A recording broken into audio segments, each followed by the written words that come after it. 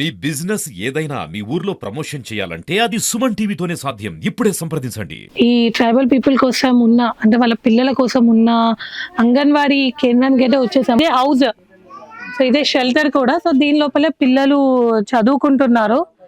So ఇది కూడా ఏంటి అంటే వాళ్ళ ఓన్ గా వాళ్ళు తయారు చేసుకుంటే గవర్నమెంట్ ఒక అంగన్వాడీ కేంద్రాన్ని ఇచ్చి వాళ్ళకైతే అప్రూవ్ చేసిందంట.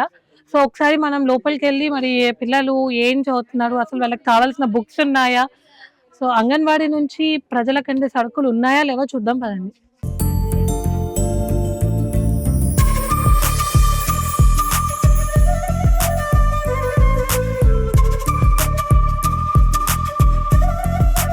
ఇది ట్రైబల్ వాళ్ళ అంగన్వాడీ స్కూల్.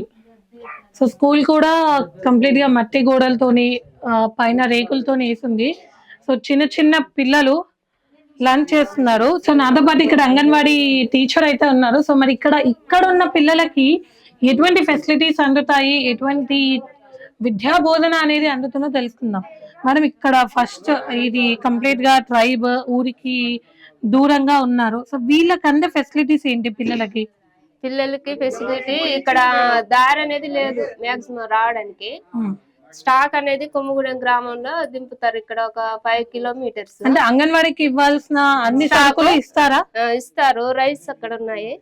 రైస్, ఈ బాలామృతం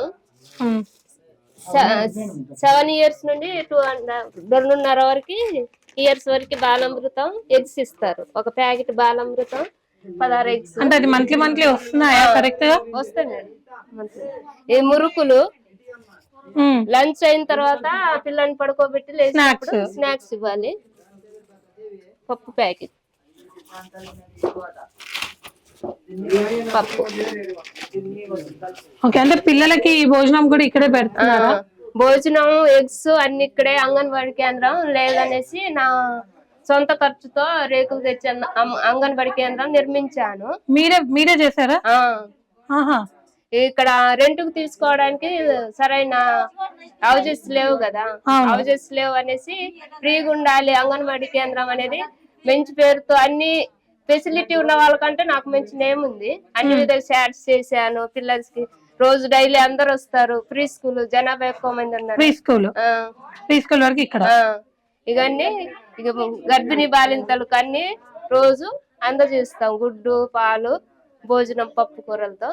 కాకపోతే స్టాక్ అనేది కొమ్ముగూడెం గ్రామంలో దింపుతారు. మధ్యలో వాగుంది, అక్కడ నుండి నా సొంత ఖర్చుతోనే వాగు వరకు వస్తుంది. వాగు నుంచి మీరు మీ సొంత ఖర్చు తీసుకురావాలి.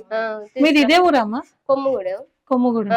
మళ్ళీ 6 ఇయర్స్ అయింది. ఇంతవరకు గ్యాస్ ఇవ్వలేమి పిల్లలకి వంట చేసి పెట్టడం. తింటున్నారు కదా, ఎలా కట్టెలతో వంట చేసి పెడుతున్నాను. ఇంతవరకు గ్యాస్ ఇవ్వలే, ఏమి ఇవ్వలేదు. చాలా ఇబ్బందులు పడుతున్నాను. ఏదనంటే మామూలుగా మారుమూల ఏరియా అన్నట్టు పట్టించుకోవట్లే, చెందట్లే గవర్నమెంట్. 7 ఇయర్స్ అయినా ఇంతవరకు గ్యాస్ ఇవ్వలే. ఈ పప్పు దినుసులు, పప్పు, ఆయిల్, బియ్యం ఇస్తారు, రైస్. అందులో ఉప్పు, కారం, గోంగూర, బచ్చల కూర ఇవన్నీ వేయాలి కదా. నా సొంత ఖర్చుతో అది కూడా ఒక 3-4 ఇయర్స్ ఇవ్వలేదు. ఇప్పుడు అవి వస్తున్నాయి, గ్యాస్ ఇవ్వలేదు. చాలా ఇబ్బందులు. నేను కూడా వాళ్ళతో పాటు నా సొంత ఖర్చులు పెట్టుకోవాల్సి వస్తుంది. మీరు అడిగారా మరి గవర్నమెంట్?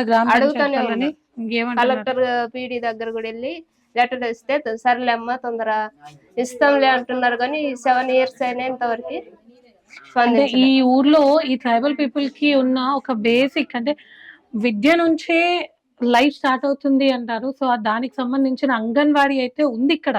అదొక గుడ్ న్యూస్ గా చెప్పుకున్నా కూడా గవర్నమెంట్ నుంచి రావాల్సిన ఫెసిలిటీస్ అంటే పప్పులు కానీ, మధ్యాహ్న భోజనం పథకం కింద ఏవైతే వస్తున్నాయి అన్ని వస్తున్నాయి. కానీ దానికి అంటే అవి చేసి పెట్టడానికి తగిన వసతులు లేక ఇక్కడ ఈ ప్రజలైతే బాధపడుతున్నారు.